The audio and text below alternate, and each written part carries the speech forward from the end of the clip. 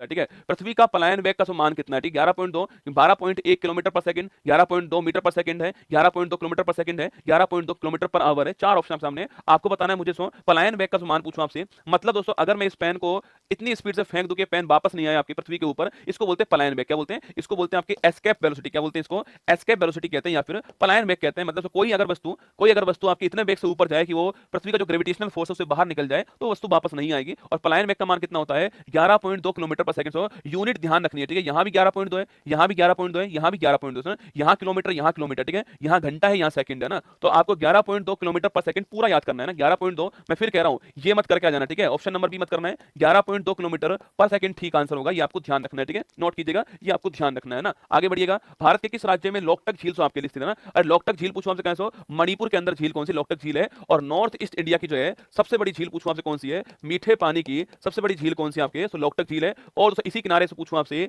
इसके किनारे पर आपके शंघाई सो हिरण जो है, शंघाई सो हिरण जो है वो प्राप्त होते हैं आपके, जो कि मणिपुर के राजकीय पशु आप जानते यही है। बाकी तो यहीं पर आपके एक राष्ट्रीय उद्यान भी, इसका नाम है काबुल लामजाओ। कौन सा? काबुल लामजाओ राष्ट्रीय उद्यान है, जो कि एकमात्र तैरता हुआ राष्ट्रीय उद्यान है। ये भी आपको ध्यान रखना है। और तो वहीं पर आपके शंघाई हिरण मिलता है, जो कि मणिपुर का राजकीय पशु, आपको ध्यान रखना है, ठीक है। आगे बढ़िएगा। राखीगढ़ी स्थान पूछो कहां से? राखीगढ़ी स्थान हरियाणा के अंदर, गुजरात, राजस्थान, पंजाब। राखीगढ़ी पूछा आपसे कहां से? हरियाणा के अंदर, ऑप्शन नंबर एक आंसर है। बाकी तो यहीं पर सिंधु घाटी सभ्यता जो है, इसका सबसे बड़ा म्यूजियम जो है, वो म्यूजियम तो कहां पर बन रहा है आपके? वो म्यूजियम जो है यहीं पर बन रहा है, ये आपको ध्यान रखना है, ठीक है। हरियाणा ऑप्शन नंबर एक ठीक आंसर है, ये आपको नोट करना है। तो आगे बढ़िएगा। आरबीसी का ग्रेवयार्ड किसे कहते हैं? ठीक है। आरबीसी का जो आपके कब्रिस्तान है, ग्रेवयार्ड जो है, किसे बोलते हैं ना? प्लिया, यकृत, किडनी और थाइमस, है ना। इन चारों में से किसको आरबीसी का ग्रेवयार्ड बोलते हैं आपके? आरबीसी का ग्रेवयार्ड आपके प्लिया को बोलते हैं, आपसे स्प्लीन को बोलते हैं आपके, इसको कब्रिस्तान है, इसको कब्रिस्तान कहता है ना। तो आरबीसी पूछूं आपसे, मरने के बाद में कहां इकट्ठी होती है आपके? मरने के बाद में जो प्लिया जो होता है, स्प्लीन जो होता है, इसको तिल्ली भी कहते हैं हम लोग, आपके यहां पर इकट्ठा होती है। तो ग्रेवयार्ड ऑफ आरबीसी कौन सा? प्लिया, दोस्तों ना। आरबीसी का निर्माण पूछूं आपसे, वो कहां होता है आपके? अरे आरबीसी का निर्माण पूछूं आपसे कहां से? ये आपकी जो अस्थि मज्जा है, जो बोन मेरो है,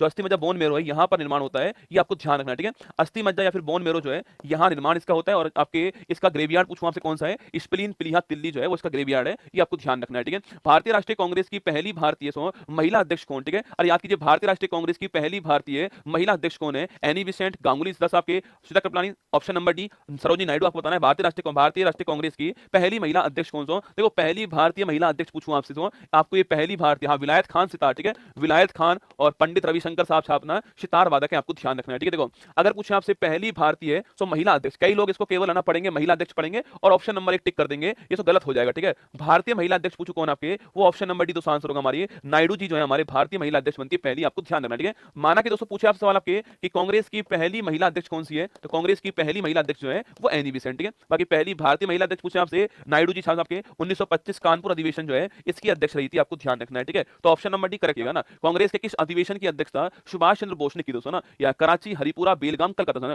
कराची पूछूं आपसे, कराची पूछा आपसे, कराची 1931 के अंदर होता है और अध्यक्षता करने वाले कौन थे? सरदार वल्लभ भाई पटेल होते हैं। हरिपुरा पूछूं आपसे, जो आपके हरिपुरा अधिवेशन आपके 1938 के अंदर हुआ था, तो सुभाष चंद्र बोस जो है वो इसके अध्यक्ष थे, आप जानते हो, हरिपुरा अधिवेशन।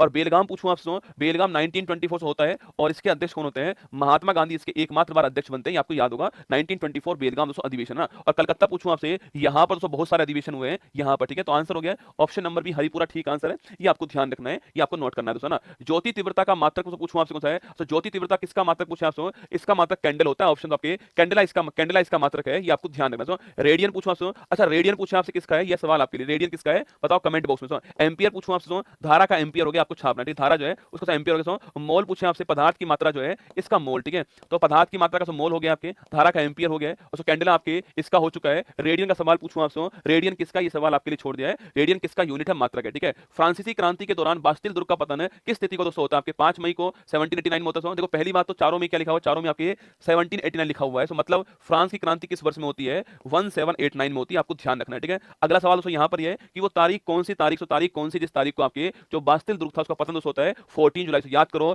also इस तारीख को जो हमने आपके इस तारीख को तो हमने इस तारीख को हमने चंद्रयान 3 लॉन्च किया था, आपके हमारे पीएम साहब यहाँ पर नहीं थे, पीएम साहब फ्रांस के अंदर गए हुए थे और वहां पर दोस्तों आपके बास्टिल दुर्ग परेड में भाग ले रहे थे, आपके 14 जुलाई, याद है क्या आपको? ये 14 जुलाई की तारीख ध्यान रखना, 14 जुलाई 1789। देखो मैंने हर तरह का सवाल आपके history, geography, polity, world history, Indian history, art, culture, science, computer, सारे सवाल मैंने प्रयास किया लेने के आपके लिए ना। तो 14 जुलाई ऑप्शन नंबर सी आंसर होगा। ध्यान रखिएगा 14 जुलाई की तारीख को आपके वास्तिल दुर्ग परेड जो है वो बनाते हैं हम। ऑप्शन नंबर सी आपका ठीक आंसर है, 14 जुलाई आपका ठीक आंसर। ठीक है, आगे देखिए क्रिस्टोफर कोलंबस तो आपके अमेरिका की यात्रा खोज करने वाले आपके, अरे क्रिस्टोफर कोलंबस पूछूं आपसे कहां के रहने वाले, आपके स्पेन के रहने वाले क्रिस्टोफर कोलंबस आपको याद सुना। कोलंबस साहब पश्चिम की ओर गए और जो आपके जो कोलंबस साहब पश्चिम की ओर आते हैं और जो आपके पुर्तगाल के लोग थे वो पूरब की ओर बढ़ते हैं। तो कोलंबस साहब ने अमेरिका की खोज की आपके, इसको न्यू वर्ल्ड नाम दिया, इसको नई दुनिया नाम दिया आपके। बाकी दोस्तों वेस्ट इंडीज की खोज करने वाले कौन थे, वो भी कोलंबस साहब खोज करने वाले थे। बाकी दोस्तों आपके लिखना ये खोज होती कब है, 1492, ऑप्शन नंबर बी आंसर है। कोलंबस ने आपके यूएसए की खोज की, आपको ध्यान रखना है। ठीक है,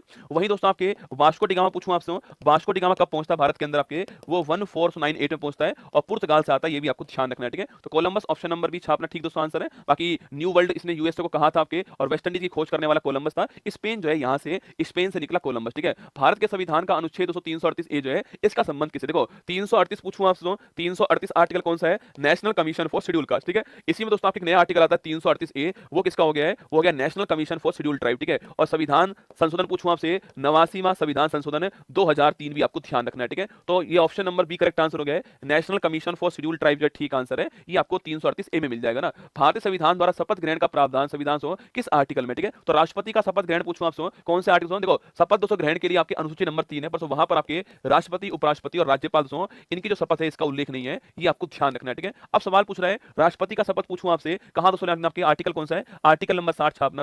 राष्ट्रपति के बारे में कहां पर है, आर्टिकल नंबर 60 दोस्तों ना। उपराष्ट्रपति पूछूं आपसे इसके बारे में कहां पर है, आर्टिकल नंबर 69 छापना उपराष्ट्रपति। और राज्यपाल पूछूं आपसे, राज्यपाल छापिए इसका कौन सा आर्टिकल है जहां पर शपथ के बारे में उल्लेख। ठीक है, तो राष्ट्रपति का शपथ कहां पर है, आर्टिकल नंबर 60 में। उपराष्ट्रपति का पूछूं आपसे आर्टिकल नंबर 69 के अंदर है। राज्यपाल वाला आप बताओगे शपथ जो है कौन से आर्टिकल के अंदर। ठीक है, तो आगे देखिए नेक्स्ट क्वेश्चन, भारत के संविधान के किस अनुच्छेद के अनुसार राज्य के महाधिवक्ता का प्रावधान। ठीक है, राज्य के महाधिवक्ता पूछूं आपसे, इसको बोलते हैं एडवोकेट जनरल। क्या बोलते हैं इसको, एडवोकेट जनरल बोलते हैं। राज्य में सबसे बड़ा वकील कौन सा होता है, महाधिवक्ता होता है, एडवोकेट जनरल होता है। ठीक है, अच्छा दोस्तों पूछूं आपसे एडवोकेट जनरल से आपके आर्टिकल कौन सा है, देखो मैंने सवाल पूछा आपसे 159 सुनिए ना, आर्टिकल पूछूं आपसे राज्यपाल शपथ लिखिए आर्टिकल नंबर 159 छापिस, राज्यपाल शपथ आपके आर्टिकल नंबर 159 आपको ध्यान रखना है। ठीक है, वही दोस्तों आपके अटॉर्नी जनरल पूछे आपसे आर्टिकल कौन सा है, आर्टिकल नंबर 76 छापना। अटॉर्नी जनरल का आर्टिकल कौन सा है, 76 है। भारत का सबसे बड़ा वकील अटॉर्नी जनरल होता है, आर्टिकल नंबर 76। और राज्य में आपके एडवोकेट जनरल होता है, इसके लिए आर्टिकल कौन सा है, 165 हो गया। ऑप्शन नंबर सी आंसर आपको ध्यान रखना है। ठीक है, तो आर्टिकल नंबर 165 हो गया ना। वर्तमान में कितने राज्यों में विधान परिषद विद्यमान है, कितने राज्यों में आपकी जो विधान परिषद आपकी जिसको हम काउंसिल बोलते हैं, काउंसिल तो कितने राज्यों में आपके, अरे याद करो तू भी मजा कर, किसमें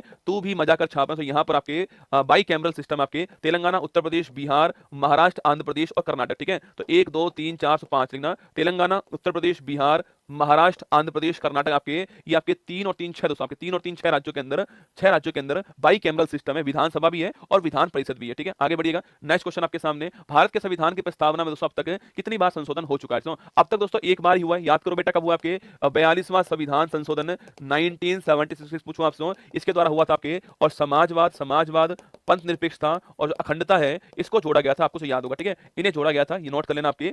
और एक बार ही हुआ है, और एक बार हुआ है 42वां संविधान संशोधन 76 भी आपको ध्यान इसके द्वारा हुआ। ठीक है।